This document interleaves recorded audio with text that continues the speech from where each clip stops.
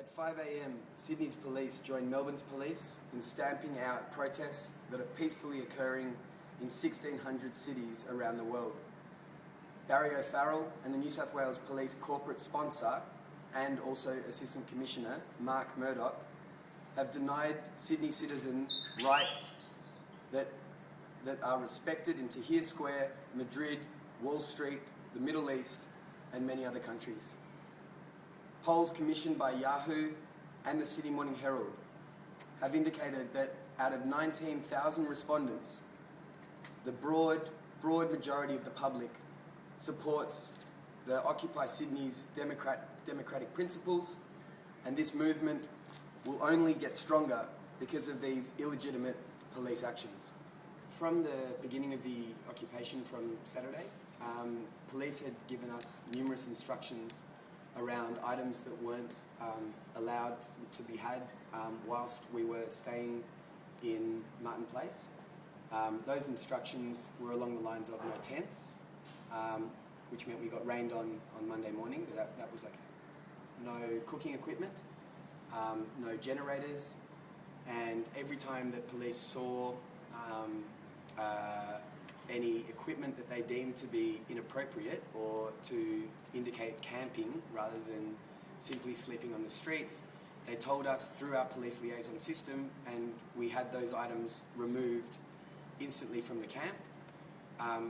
This morning at 5 a.m, police stormed around, over 100 police officers stormed into Martin Place and removed us for camping without giving us any warning the evening before, or even in the hours before they evicted people, that the situation had changed, or that suddenly we had been committing an offence that previously we'd been very careful to make sure we weren't committing. Nobody was given any eviction notice by authorities. In fact, Clover Moore, the Lord Mayor of Sydney City Council, has come out today and tweeted that Sydney City Council had no rights to evict the people from Martin Place, but it was actually just a police action that the Assistant Commissioner, who, as I said before, is also the corporate spokesperson for the police, decided, Mr. Mark Murdoch decided himself. At 5 o'clock in the morning, I was awoken to screams and shouts from very disturbed and obviously upset people who were sleeping around me, that we needed to get our cameras out quickly because we were about to get into trouble. There was a stream of police, more officers than I've seen at most demonstrations, with tens of thousands of people streaming around the corner, stomping towards us.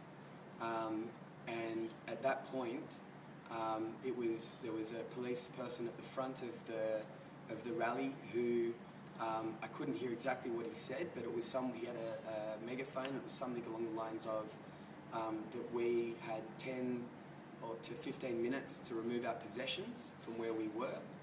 And then within about 2 minutes after making that announcement, and we have the time on footage, from 2 minutes from giving us the 15 minutes to remove our possessions, police started to remove individuals' property. And when the protesters linked arms to try and say that, you know, we have a right to be here, people were then dragged away by the Public Order and Riot Squad and members of the special unit of the New South Wales Police Force. We've had the most incredible democratic processes that we've been utilising since 8 days ago, since the occupation began, where people are very open and honest and discuss things with each other. And from the very beginning of the police action, there was calls for cameras to make sure that everything that was done would be recorded.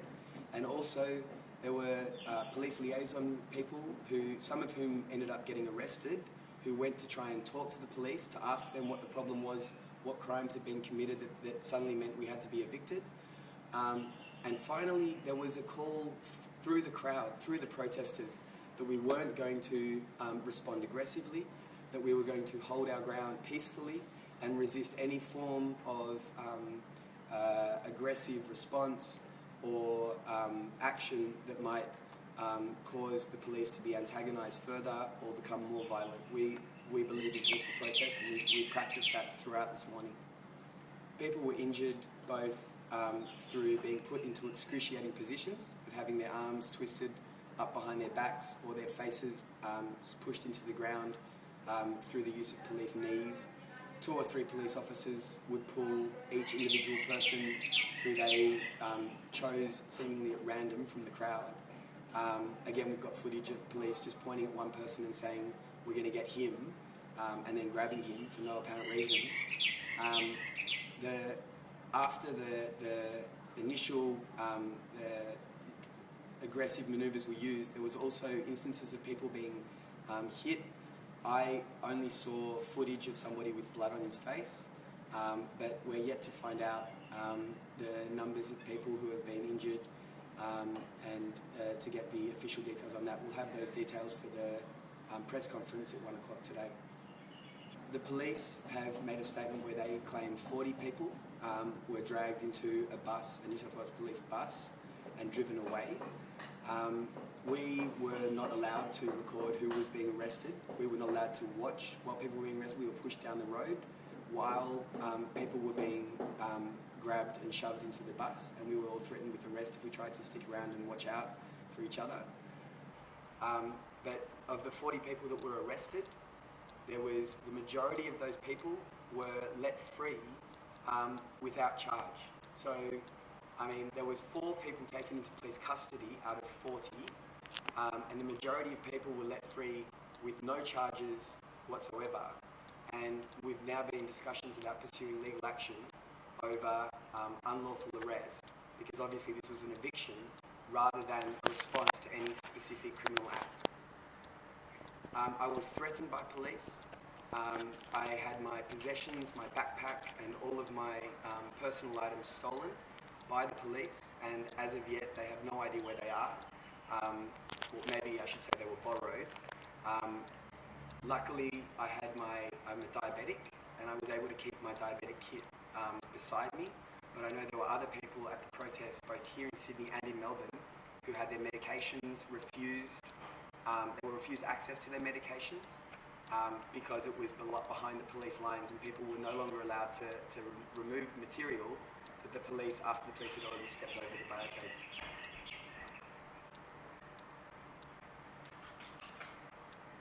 At 5 o'clock this afternoon, we're holding a mass public rally and discussion and debate using the democratic principles that I outlined earlier at UTS, so the University of Technology, Sydney.